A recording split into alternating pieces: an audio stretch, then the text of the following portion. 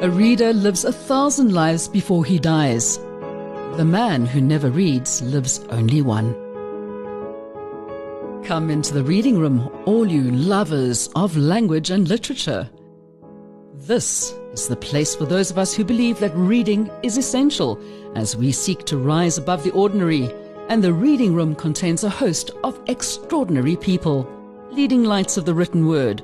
Authors, literary critics, columnists and ideas people will tantalize your minds with their wordplay while discussing the ideas and worldviews that form our wonderful literary milieu.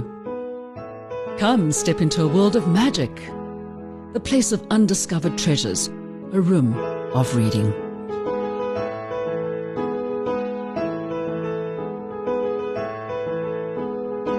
And welcome into the reading room. Yes, the place where we find out about different books, about different authors, about people who crit books, and sometimes even about yourself and how you can become a better version of yourself. And who hasn't over the years actually thought, well, not a bad idea. I don't like who I am, but I'm too scared to become a better version of myself.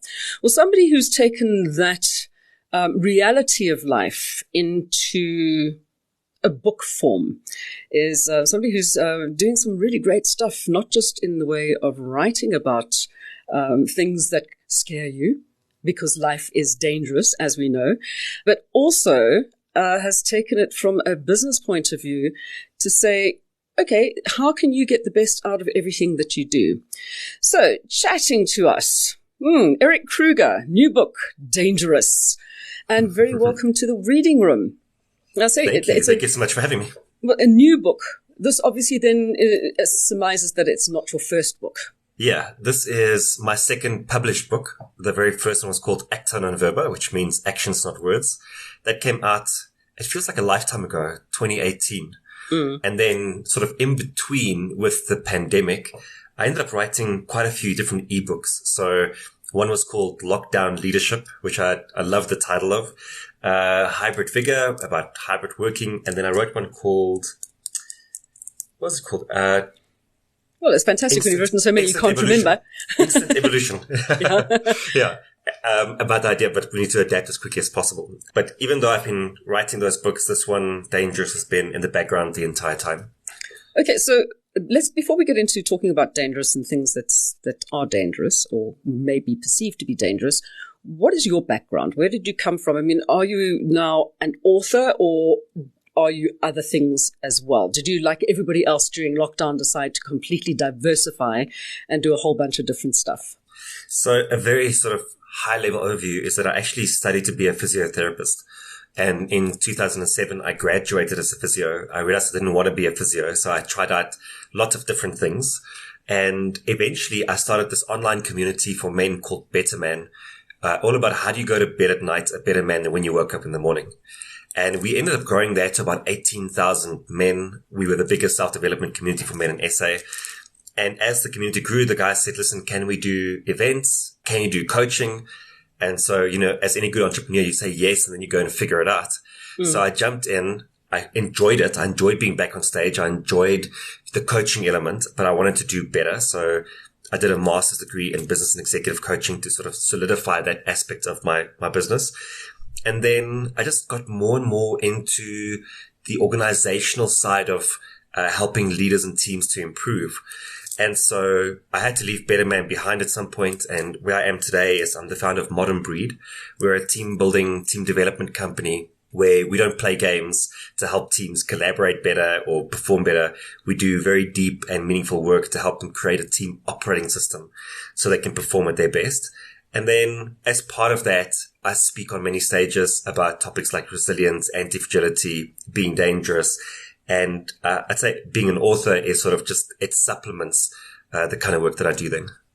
Okay, so where did the whole thing about putting it down on paper? Well, I mean, I know it's also on screens. You can read it on the screen because you've got it both in printed and in electronic formats. Where did that start? Why was there this thing that you needed to put out? What made you specifically well placed to be able to share this knowledge with others? I still think books are just such a great container. It's a neatly packaged way of presenting an idea. And you can listen to talks and you can listen to podcasts, but ultimately, like when you take the idea and you put it into a book format, there's just like, it's just the perfect container for it, you know? So I wanted the book to have a space to live, or the idea to have a space to live that wasn't just digital. So that was one part of it. But the other part is that it really is an idea that I felt I needed to get out. And I don't know if that sounds cliche, but I remember the very first time the idea of being dangerous was presented to me, because it came out of a coaching session. And I can tell you the story a bit later if you want me to, but when my client said, listen, I want to be dangerous, the moment he said that, there was just like something that changed for me. And since that moment, I've been exploring this idea and I've been trying to figure it out for myself. And it's just something that I felt I couldn't not do something with. Like I felt compelled to put it into different formats. And so I think that's why the book sort of came into existence. It couldn't not. I had to get the idea out, because otherwise I think it would have just, in a way, constipated my creativity. Okay. Now, what kind of a book is dangerous? I mean, it's not a self-help book. Give me the premise of it. Yeah. I think it might be a self-help book in certain ways. It's definitely a field guide for being a more formidable you. Like Seth Godin's book, The Dip, was my biggest inspiration in the way I wrote the book, because it's one of my favorite books. I gift it all the time to people. It's short, it's concise, it's full of interesting stories, interesting quotes, but you can read it in one sitting. And so when I literally went and I measured out how big is Seth Godin's book. And then I said to my publisher, that's the size that I want the book to be.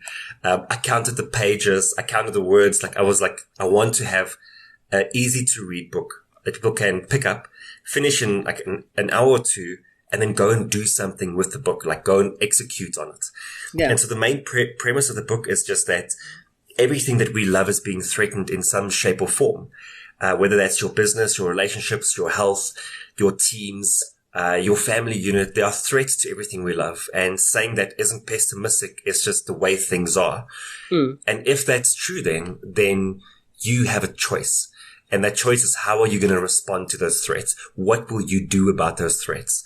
And the call to action, obviously, from the book is be a threat to your threats. Don't be the victim to it. Don't become stuck in survival mode because you were ineffective against those threats. That sounds like one of those things that we really could do with being in lockdown. And we have a lot of people who are talking about how they've reinvented themselves and how the depression hit and how people kind of lost their jobs. They lost most of the things that they were used to having and even like right down into the younger generation, losing the ability to go to schools. Everybody, everything, the life as we knew it was under threat. So how does the book actually help people in that way? I mean, what can they get out of it that will say, okay, fine, this is how you can really take those things when you're being governed by fear of this threat to your survival? One of the best things I think you'll take from the book is the language of it. Is that it gives you a framework for thinking about how you are showing up every single day. And essentially, I think we fall into one of two camps. We are either trying to go from -1 to 0 or 0 to 1. We're trying to go from survival mode to like, I'm okay, or from I'm okay to like, I'm formidable, I'm dangerous, I'm at my best. And so what the book helps you to do is to identify, well, in which camp are you? Because being in survival mode can be quite invisible, you know. When a big pandemic rolls in and you are fighting for the survival of your business, then it's quite obvious that you are in survival mode. But very often, things are actually going quite well in your life, but mentally you get stuck in survival mode because of success, because of the complacency. And so I think the first thing is like, you have to look in the mirror and you have to admit to yourself that I'm in survival mode, and I'm in survival mode because I've been harmless against a threat. And then how do I need to reconfigure how I think, feel, and act so I can be less harmless? So I can start escaping survival mode, because one of the toughest things about being in survival mode is that what you do in survival mode keeps you in survival mode. So you need to start taking risks. You need to start growing again. And those things feel uncomfortable for those who are in survival mode. And so it helps you to identify that, okay, I'm in survival mode. This is how I reconfigure how I think, feel, and act to escape it. But then also you might be in a state where I'm actually quite good. Like, I'm feeling positive. I feel like I'm on the front foot. How can I become even more formidable in that domain? And it's the same thing. It's like the content is the same in that it's all about this pattern of thinking, feeling, and acting. All that changes is the context. And even if you take that same pattern and you apply it into the context, if I'm doing well, I want to be better, it's still applicable. And so that's what I think the book gives, is like, it gives language and it gives a framework. Okay, but now the word dangerous itself, I mean, that can have many connotations. Okay. So For sure. you're not going to do that because that's dangerous. I mean, it's like, don't go and put your hand in the fire, which we're all told. So we always have this fear of something which is dangerous. What in this context is dangerous to you? I'm very happy that you asked that, because like you say, we have a very specific relationship with the word. And especially in South Africa, where like you go out your house and you're like, well, it's dangerous because you might be hijacked or any number of things might happen to you. But we also use this word very intuitively in different contexts as well. So, for example, in sports, we look at like a Cheslin Colby, for example, and we see him on the rugby field and we say, he's very dangerous when he has that ball in his hand. And intuitively we know that what that means is that, like, he's not going to pull a knife out of his sock or something like that, right? He's a pass master and he shouldn't have the ball because he's going to score. Yes. Yeah. Exactly. Like, he's formidable in that domain. He has skill, experience, a way of seeing gaps, a way of looking at the game that makes him very dangerous to those who are up against him in that situation. And so that's kind of the approach that I take when I think of the word dangerous, is how do we take that? Because we've all experienced that, like, where you feel like you are really a force to be reckoned with, where you feel unstoppable, where you feel formidable. And how do we take that feeling and we bottle that? And the way that I bottled that was into the word dangerous. Did you ever watch The Queen's Gambit? Yes. So fantastic movie. Did you like it? A girl amazing, being dangerous. Yeah, she was danger to all of those men's egos. She was. And there's this one scene that like stands out for me where she's sitting down, and I can say this without like giving massive spoilers away for those who haven't watched it, but she's sitting and she's about to play this grandmaster who's been winning games since before she was born. And the scene is incredibly set up. Like, she's sitting by the chessboard on her own. There's this big audience to the left and to the right of her. And then he's this very elegant elderly man that's walking towards her. And as he's walking towards her, the commentator says she has to be very careful of him because once he gets into an attacking position, he's very dangerous. And again, like, no one's thinking that he's going to reach across the chessboard and hit her or harm her anyway. They know that it means he has a level of skill, of experience, of looking at the game that makes him very formidable. And the best part of this is that she beats him. So what does that tell us? It tells us that she is more dangerous than what he is. Like, I love it. It's something to really think about. Taken in that kind of context, and especially in a business context, I immediately start thinking billions with, I can't remember the name of the guy is offhand at the moment. Damien Axelrod, Axelrod, Axe. Yeah. I mean, he's seriously dangerous, but he's also dangerous in a different way, in that he's dangerous to people because he can destroy their lives. But that's not the kind of dangerous we're talking about. We're talking about dangerous where you have that feeling, you're encapsulating that feeling, but you're not actually going to go out there and do other people harm, or are you? No, I think if you read the book, it has harmless, dangerous, reckless in it, right? So like, dangerous to me is that you are a danger to a very specific threat in a very narrow domain. It's not that you are a danger to other people, like, because other people aren't like a threat to you in that kind of way. So if you become dangerous to other people or to yourself, like if you put yourself in harm's way, then I think you are actually reckless. And I remember, like, there's a challenge to sharing this idea because people might misinterpret what does dangerous mean. But I remember a friend, like in the early days, I shared this thing on Instagram saying like, live dangerously. And he sent me just a bit of a stab at me. And he's like, I'm driving without my seatbelt today, living dangerously. I'm like, but that's obviously true, that's not what it means, right? Like, that is reckless. Like, that is not being dangerous. That is not being a threat to the threat. I don't know if it's being reckless. I mean, if you're not living on the edge, you're taking up too much space. I mean, that's just another one of those memes, You've got to life is lived on the edge. And is it that kind of feeling? Or do you have to put yourself into that position where you're just skirting along the side of something which is dangerous, but you have the knowledge and the skill to be able to pull yourself through that without doing yourself or anybody else damage? But that's the thing. I think there's living on the edge and being reckless, and there's living on the edge and being dangerous. And when you are living on the edge, like, I'll give you a good example. We've been enjoying like going on breakfast runs and like doing like, racing at, for example, Kyalami racetrack, right? So like, I'm not a professional racer, but you're going around that track at incredible speeds, and it's so easy for you to do something small that will put your life in danger, right? And then you look at someone who's a trained professional and you put them in the exact same position and you give them an even faster car, and like all of a sudden they're the master of that domain. Like, it's the same activity. The one, you're actually being a bit reckless, and the other is totally in control, but still at the edge. Because that's what they do every day as well. That's what they do. That's what they're good at. Yeah. But you cannot account for any environmental forces that might come. I mean, even the best amongst the racing drivers, to keep the analogy going, have their offs. For sure. But they'll still handle that better because they still have the training, the skills, the experience that helps them to be more formidable in that domain. Okay, so how does this relate to the business world and to an ordinary person's kind of life? How would you put this into practice? So I think to start with, we have to become more aware of our threats. When I speak about this, like, people go, oh yeah, of course, like we all know that we have these threats and like X, Y, and Z. I'm like, yeah, but do you really? Because what we tend to do is we tend to just say, I have threats. And it's this like big homogenous group of things that conspire against me. Instead of saying, what are the specific threats to your goals that you need to overcome? And threats and goals go hand in hand. So whether you're an individual, a team, or a business, you need to look at what your goals are. And it's a facilitation I do with companies quite often. And then ask yourself, what are the threats that surround this goal? And how will I then configure myself to be a threat to that threat? And what you find in doing that is that very often we don't even know what the threats are. And very often we can actually predict the threats instead of having to deal with them as they pop up.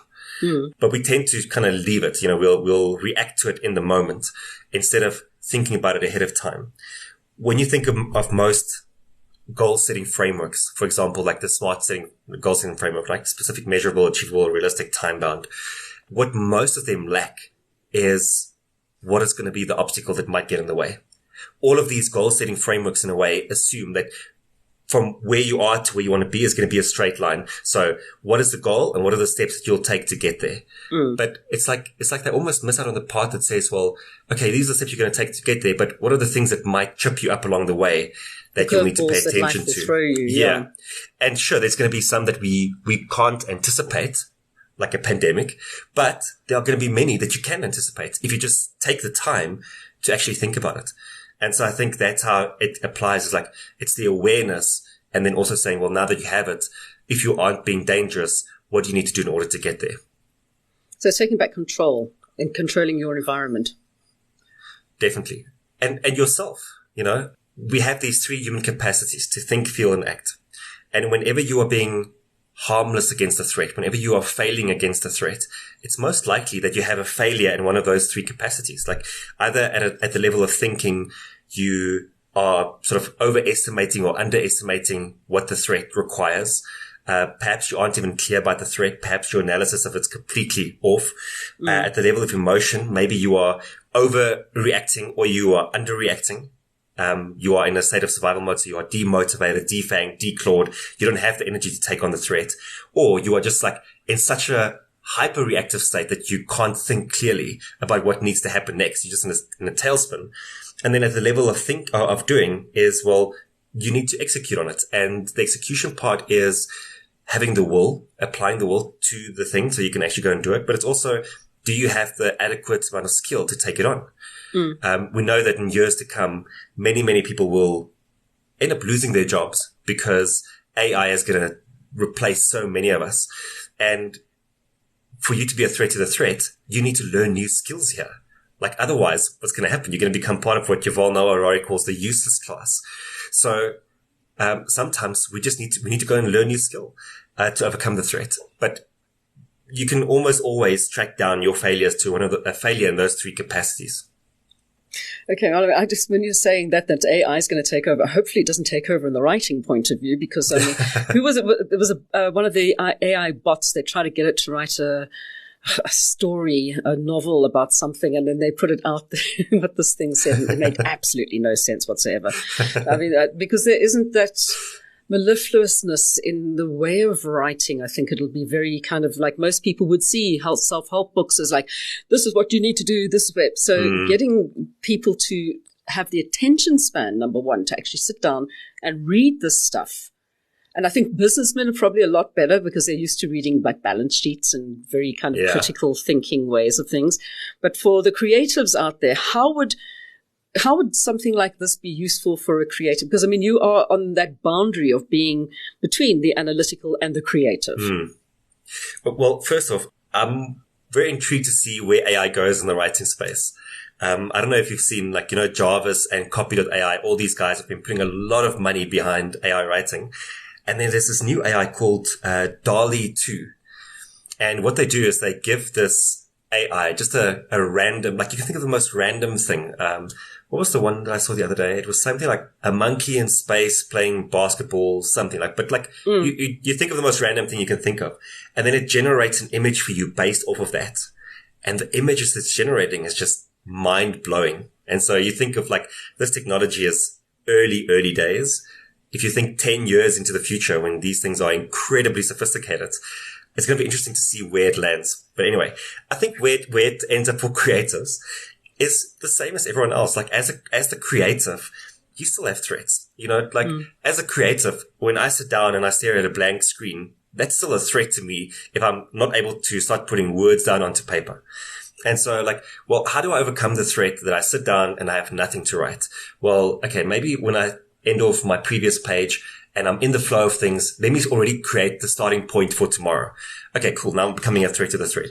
Okay, well, I've realized that when I've not been consuming enough, then I don't have enough material to work with to put it down on the other side. Okay, so that means I need to keep maybe a 30-minute schedule in my day where I'm reading something new and I can convert that into knowledge and put it out on the other side. Well, I need ideas, and often I have these great ideas, but then I forget them and I can't come back to them. Well, maybe I have a notepad somewhere, and every time I have an idea, I jot it down every single time without fail because I'm not going to remember it. I know I won't remember it tomorrow.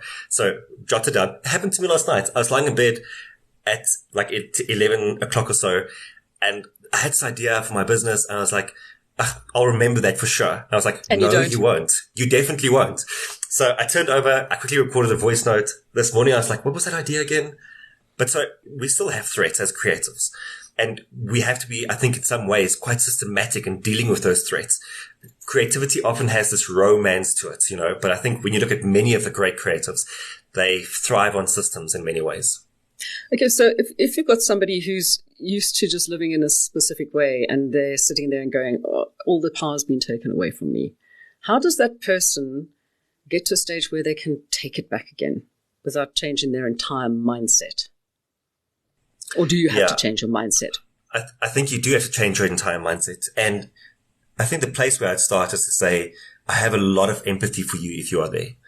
And that we shouldn't underestimate the effort that it takes to go from -1 to 0, to go from survival mode to things being okay again.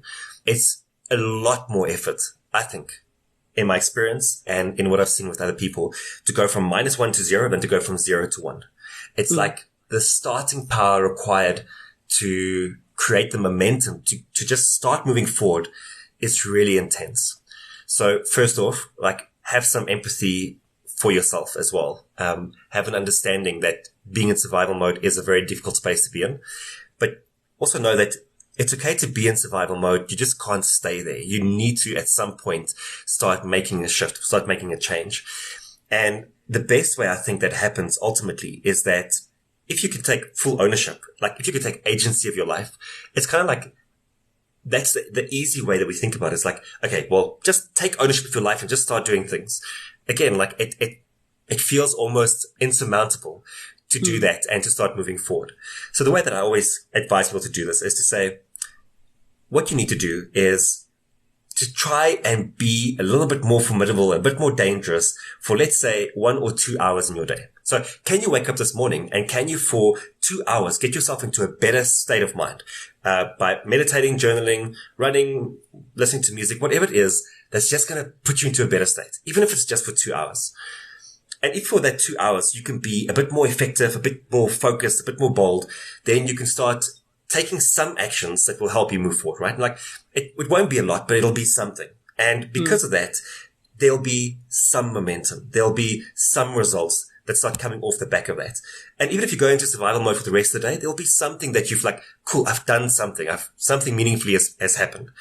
And then the next day, you get to feed off those results a bit, feed off that momentum, and you do the same thing. Can I, for 2 hours, just get into this right state of mind?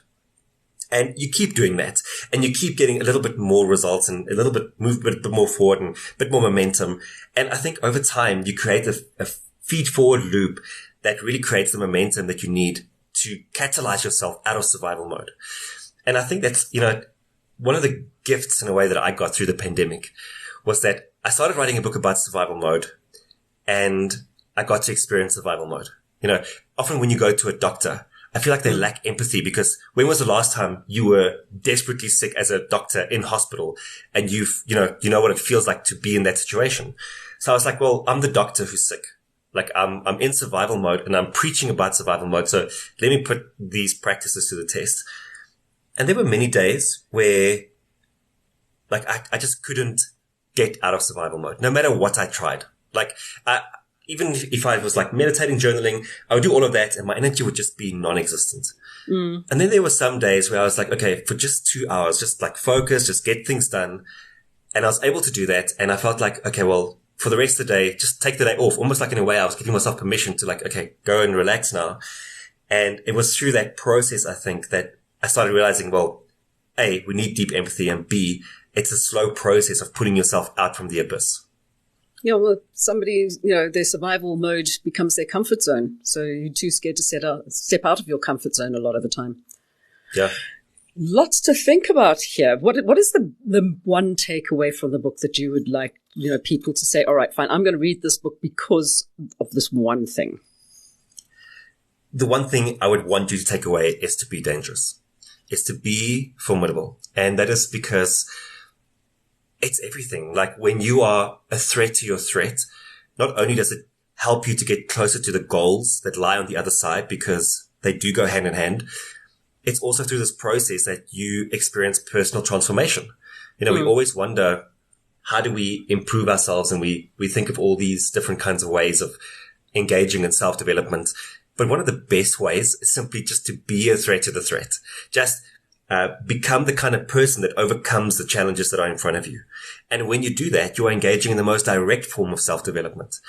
But then on top of that, there's also this idea in the book around others being able to stand in your danger. That when you are dangerous, when you are formidable, when you are a threat to the threat, then that means you get to protect others as well. So as the leader, arms around them, keep them safe. That's it. Yep. Where this actually resonate for a lot of people is in audiences is, they trace this back to their families and like, well, if anything had to like threaten my kids, I would become a threat to that threat immediately. And the thing is, if you are effective in that situation, then you protect your children, right? Like you're a danger to the danger. But if you are ineffective in that situation, and you are harmless, you actually put them in harm's way. Yeah. So there's this real motivation for us to be dangerous for others as well. Not to others, but for others. You should have a mantra as well, something like, I am a warrior and I will not turn my back on this battlefield. Which is one of my favorite ones. That is my way of thinking about it. So if you find something that you can actually say, right, this is where my centering is, and I have to keep that in mind and keep going with it. And where would people find the book? I mean, obviously, if you're doing a launch at exclusives, then I would imagine that it's going to be in exclusive books. Yeah, it's an exclusive. It's Take-A-Lot, Loot. I think pretty much anywhere where you'd find books, you'd find this. But I think Loot at the moment is one of the best places to buy it because they have quite a good discount on it. Okay. Well, that means that you won't make as much money. So, no, go and buy from the shops. But that's okay. Yeah. I think I'm going to have to get into dangerous mode. I think a lot of us have just been sitting in survival mode, and we've gotten into that headspace now. And it's time for us to take the bull by the horns. We don't have to go and run with the bulls, that's for sure. No pamplona here. But just to actually, like, all right, there's a nice new ride coming up to carry on with the racing around a track. Just push yourself not to your limits, but at least just push yourself, yeah? Yeah, for sure. I like that. Okay, thank you so very much for joining us today, and good luck with the launch and good luck with the book as well. And do stay in touch and let us know if you've got anything else coming up too. Amazing. Thank you for having me. Thanks, Melody.